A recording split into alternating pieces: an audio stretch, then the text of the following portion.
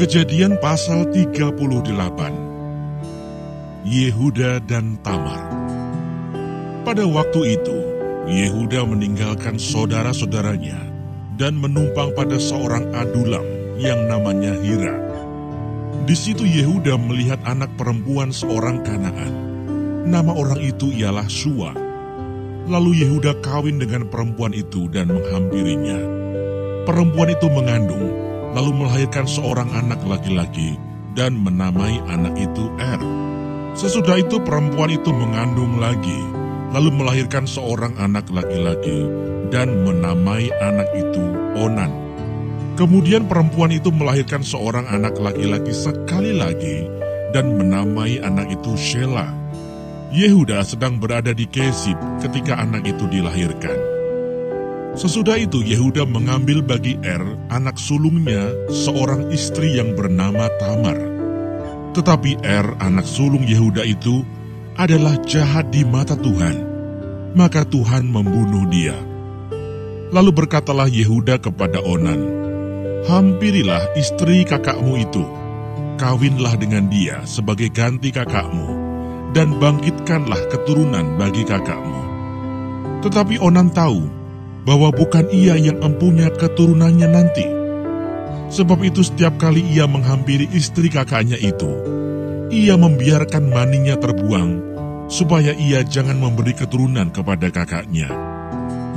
Tetapi yang dilakukannya itu adalah jahat di mata Tuhan, maka Tuhan membunuh dia juga.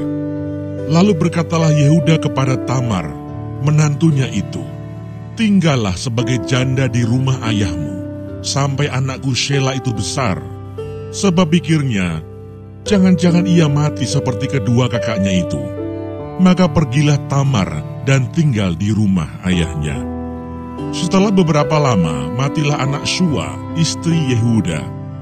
Habis berkabung pergilah Yehuda ke Timna, kepada orang-orang yang menggunting bulu domba-dombanya, bersama dengan Hira, sahabatnya, orang adulam itu.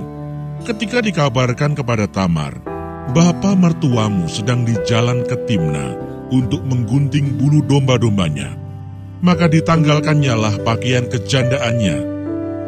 Ia bertelekung dan berselubung, lalu pergi duduk di pintu masuk ke Enaim yang di jalan ke Timna, karena dilihatnya bahwa Shela telah menjadi besar dan dia tidak diberikan juga kepada Shela itu untuk menjadi istrinya. Ketika Yehuda melihat dia, disangkanyalah dia seorang perempuan sundal, karena ia menutupi mukanya. Lalu berpalinglah Yehuda mendapatkan perempuan yang di pinggir jalan itu serta berkata, "Marilah, aku mau menghampiri engkau." Sebab ia tidak tahu bahwa perempuan itu menantunya. Tanya perempuan itu, "Apakah yang akan kau berikan kepadaku jika engkau menghampiri aku?" Jawabnya, "Aku akan mengirimkan kepadamu seekor anak kambing dari kambing dombaku." Kata perempuan itu, "Asal engkau memberikan tanggungannya sampai engkau mengirimkannya kepadaku." Tanyanya, "Apakah tanggungan yang harus kuberikan kepadamu?" Jawab perempuan itu, "Cap materaimu, serta kalungmu, dan tongkat yang ada di tanganmu itu." Lalu diberikannya semuanya itu kepadanya. Maka ia menghampirinya. Perempuan itu mengandung daripadanya. Bangunlah perempuan itu, lalu pergi, ditanggalkannya telekungnya, dan dikenakannya pula pakaian kejandaannya. Adapun Yehuda, ia mengirimkan anak kambing itu dengan perantaraan sahabatnya, orang adulam itu, untuk mengambil kembali tanggungannya dari tangan perempuan itu. Tetapi perempuan itu tidak dijumpainya lagi. Ia bertanya-tanya di tempat tinggal perempuan itu, "Di manakah perempuan jalang yang duduk tadinya di pinggir jalan di Enaim itu?" Jawab mereka, "Tidak ada di sini perempuan jalang." Kembalilah ia kepada Yehuda dan berkata, "Tidak ada kujumpai dia." Dan juga orang-orang di tempat itu berkata, "Tidak ada perempuan jalang di sini." Lalu berkatalah Yehuda, "Biarlah barang-barang itu dipegangnya, supaya kita jangan menjadi buah olok-olok orang. Sungguhlah anak kambing itu telah kukirimkan, tetapi engkau tidak menjumpai perempuan itu. Sesudah kira-kira 3 bulan dikabarkanlah kepada Yehuda, Tamar menantumu bersundal, bahkan telah mengandung dari persundalannya itu. Lalu kata Yehuda, bawalah perempuan itu supaya dibakar.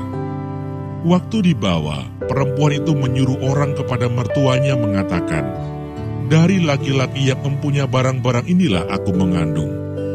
Juga dikatakannya, periksalah siapa yang mempunyai cap meterai serta kalung dan tongkat ini. Yehuda memeriksa barang-barang itu lalu berkata, bukan aku, tetapi perempuan itulah yang benar, karena memang aku tidak memberikan dia kepada Shelah anakku, dan ia tidak bersetubuh lagi dengan perempuan itu. Pada waktu perempuan itu hendak bersalin, nyatalah ada anak kembar dalam kandungannya, dan ketika ia bersalin, seorang dari anak itu mengeluarkan tangannya, lalu dipegang oleh bidan, diikatnya dengan benang kirmisi serta berkata, inilah yang lebih dahulu keluar. Ketika anak itu menarik tangannya kembali, keluarlah saudaranya laki-laki dan bidan itu berkata, alangkah kuatnya engkau menembus keluar. Maka anak itu dinamai Peres. Sesudah itu keluarlah saudaranya laki-laki yang tangannya telah berikat benang kirmisi itu. Lalu kepadanya diberi nama Serah.